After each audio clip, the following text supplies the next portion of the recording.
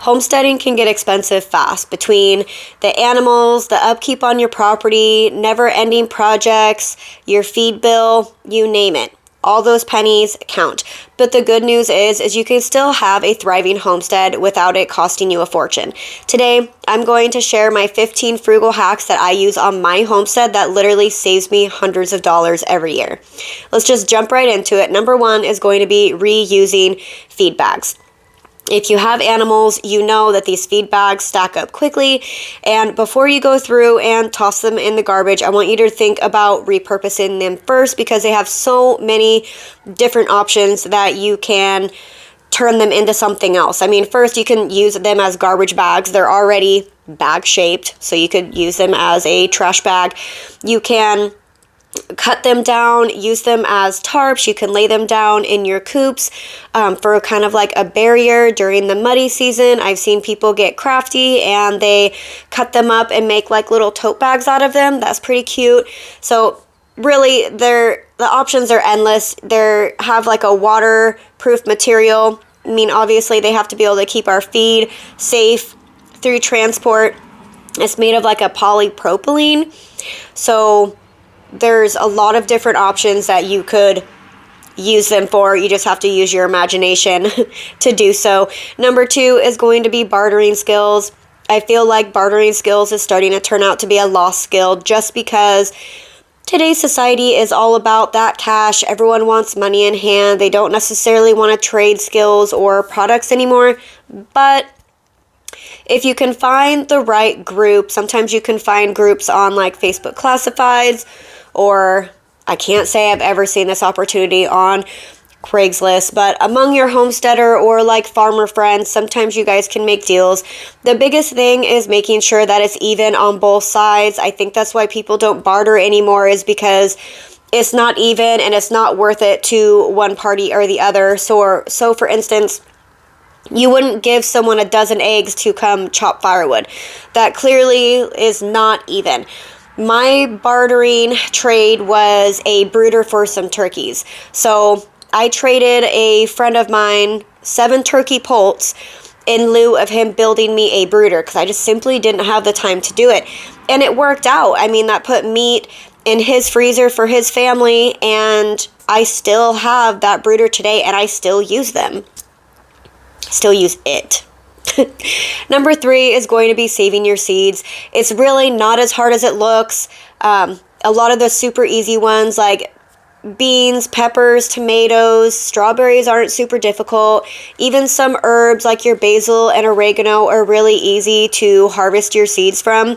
And it's actually better for your garden year after year because you're using seeds that already thrive in your climate, in your soil, in your area, and it will help your garden do better year after year. You can also get into seed swaps, but it will save you money long term because it's less that you're having to buy next season.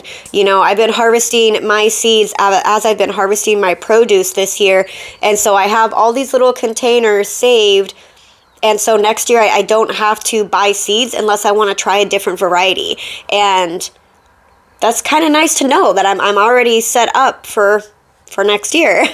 Hack number 4 is going to be cleaning products. It's really easy to make your own cleaning products, and they don't take a lot of materials. It'll be less chemicals that you're introducing to your household and your family, and less that you have to go to the store. I mean, when you run out, you can just simply make more instead of having to run to the store. And you know, when you run to the store, you always buy more than you need or what you went there for.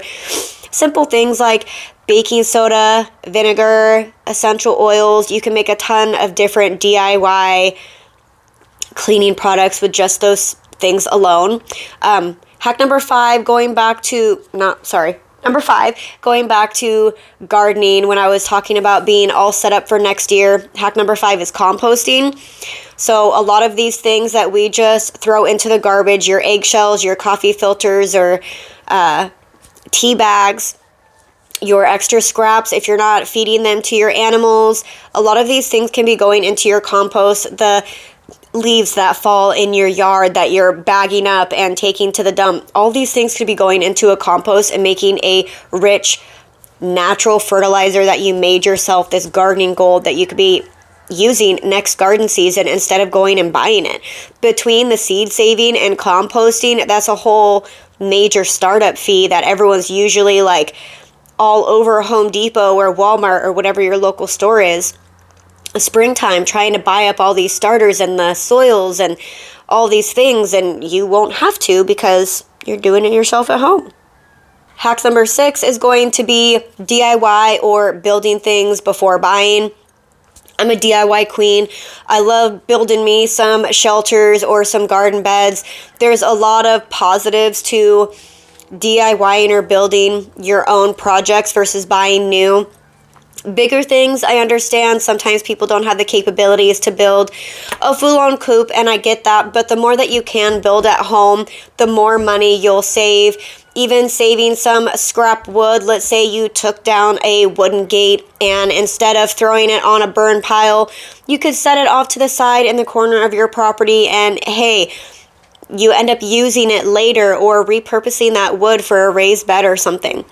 You're saving money, and like I said, there are a lot of positives to building your own projects. I mean, it makes you more self-reliant. It uses your imagination. You can structure it however you want to, instead of going and having choices of, well, I have this raised bed option, or I have this one, it's this size or that size.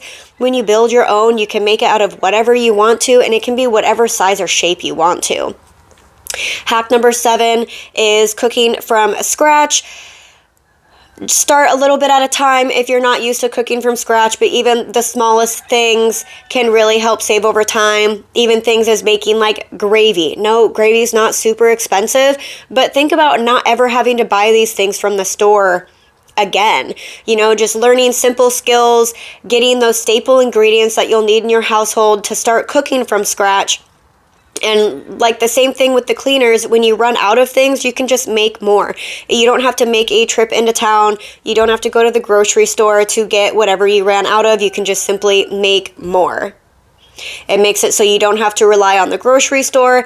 It will keep a lot of those nasty preservatives and things off your shelf, because we all know the stuff that we get from the store is not exactly up to par these days. And in the long run, it'll definitely boost your confidence knowing that you can do all this from home and not having to buy it from the store. Number 8 is trying to get some dual purpose livestock on your property. If you have livestock, or if that's your thing, for instance, chickens, you can use them for meat and for eggs. So you can kind of have a little setup going. I don't remember the last time I bought chickens or eggs on my property. I incubate my own eggs, and it's just a never ending. It just keeps going, but you just have to start small, doing it a little bit at a time. And it definitely saves you money, because I'm getting eggs pretty much all year long. And I'm also going through and using those birds to fill my freezer. So it's a win-win. Number 9 is going to be solar lighting, or any kind of energy efficiency that you can add to your whole household. It really depends on where you live. Solar lighting obviously won't fit everyone's homestead, depending on where you live. If you live in, a really mountain terrain area where there's a lot of trees and you don't have a sunny area that you could benefit from solar lighting, obviously that wouldn't work. But maybe you have a creek nearby that you could introduce, some hydro energy efficiency. There's always going to be a little bit of money that has to go into this to make it last long term. And this is definitely something that you're going to want to spend the money on. I know this is a frugal hacks video, but long term it will save you money. Just make sure you're doing your research on what's going to be best for your property. Like I said, you wouldn't want to get solar lighting if you didn't have anywhere that got enough sun. If it's overcast all the time, or there's always snow on it and you're always having to go sweep it off, that definitely wouldn't be beneficial for you. But making sure you're investing in good products that will last. You don't want to spend $100 on a solar plate that is going to go bad in 6 months because it was cheaply made, or have it break, and you could spend $300 on something that's going to last you a few years, if that makes sense. Hack number 10, and I've made other videos like this before, is learning and researching about your animals. I always recommend learning as much about your animals as you can before you get them, just to make sure that you can properly take care of them. But if you can do basic first aid, be able to get them on a deworming schedule depending on what the animals are, vaccines, some of these things aren't as hard to do as you think. Even like your goats, like instead of going and paying a, what's it called? They have a name. I'll put it right here. The people that come out to your house to trim hooves. Oh my God, I can't remember. Someone that comes out to cut hooves, you could learn to do it yourself, or a shearer, someone that has to come out to shave your sheep, cut their wool back, maybe you could learn to do that yourself. That definitely would save a lot of money, making sure you understand what kind of nutrients your animals need and knowing how to take care of them long term to help reduce them getting sick will definitely save a lot of money, especially house calls for vets. Those are a couple $100s per visit, and if you can do some basic things yourself, that can definitely save you some money long term. Hack number 11 is going to be reusing your jars or containers. Now, for plastic, I usually, depending on what it is, I don't use those for a whole lot of things, but you can obviously repurpose those into like planters. You can pop some holes in the bottom of sour cream or yogurt containers and use those for starting plants the next season. Even coffee containers, I do that occasionally. But when it comes to glass jars, I'm talking like salsas or sriracha jars, your oil containers, you can repurpose those to save your seeds, make your own infused oils or vinegars. They make super cute little gifts. Just make sure you don't become a hoarder. It is really easy to just save everything when you want to start saving money. Like, oh, I can reuse this, I can reuse this. And you don't want to end up in a hoarder situation. What I personally do is I just have a box that sits in my pantry, and that is where all of my jars go that I can reuse them. And a lot of times I will use them and then they end up in the same box. Like after I'm done using them, I can reuse them again. That's the great thing about glass jars. Like I use them for my syrup. I make my homemade maple syrup and I use a glass jar to store it in, and then when it's empty, I wash it, put it back in the box. Anyways, when the box is full, I stop collecting. You can go through and recycle these products instead. Just make sure you don't end up in a situation where you have way too many things and it's not helpful to you anymore. Hack number 12 is going to be buying perennials, buying things that come back every year. Saving seeds is another one that I already talked about, but perennials come back. So like strawberries, some of your herbs, things that you're not going to have to spend your time or money on next season, makes it easier for you and will definitely keep your homestead alive and thriving. Hack number 13 is buying in bulk. I know you usually have to upfront with a little bit of money when you're buying in bulk, but you can always go in with a friend or your neighbor. You can definitely get some big savings when you're buying in bulk, whether it's for your animals or for yourself. For me personally, like I buy the big containers of flour and I go through and freezer pack them and separate them into jars to make sure that they don't go bad or I don't get any like icky bugs or anything in there. You can do the same thing for feed, stocking up on hay or grain, corn, whatever you're buying for your animals.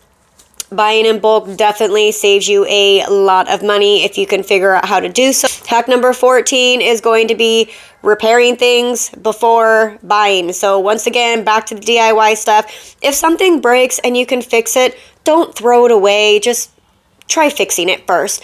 You have a pair of handles that on your shears that like fell off.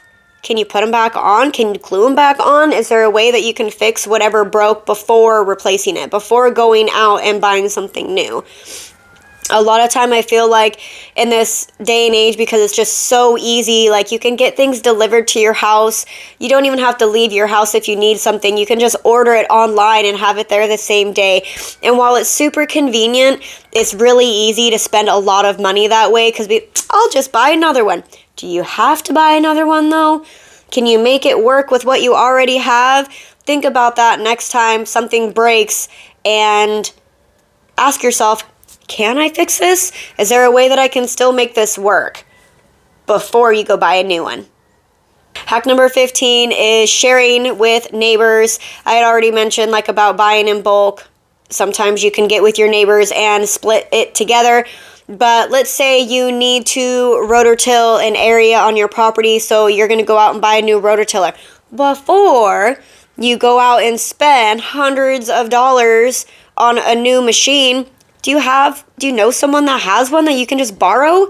You don't use a rototiller that many times in a year, and if you already don't have one, you could probably just borrow one. And you'd have all that money set aside that you could put in your emergency fund or your animal fund, or put it towards whatever else that you want to. So there you go. There are my 15 frugal hacks. I hope you take some of them into consideration, and if you already practice some of these habits and tips and tricks, tell me in the comments which one's your favorite one. If you like content like this, please like this video. It really helps me know what kind of content you guys like watching, and if you're interested in other videos like this, go ahead and hit that subscribe button so you don't miss out on anything else. See you next time.